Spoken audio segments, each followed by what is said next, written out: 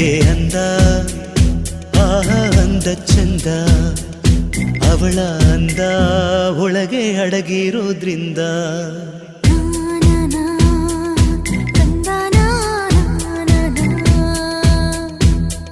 ಸೀರೆಯಲ್ಲಿ ಹೆಣ್ಣು ಬೆಣ್ಣೆ ಬೆಣ್ಣೆಯಂತೆ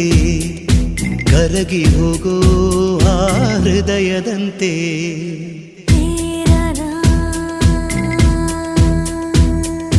ಹಣೆಯಲ್ಲಿ ಸಿಂಧು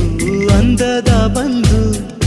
ಕಣ್ಣಲ್ಲಿ ಕಾಡಿಗೆ ರುಚಿಯಾದ ಅಡಿಗೆ ತಿಂದು ದೇಗೋ ಹೃದಯಕ್ಕೆ ಹೆಣ್ಣಿನ ಅಂದವೇ ಮದುವೆಯ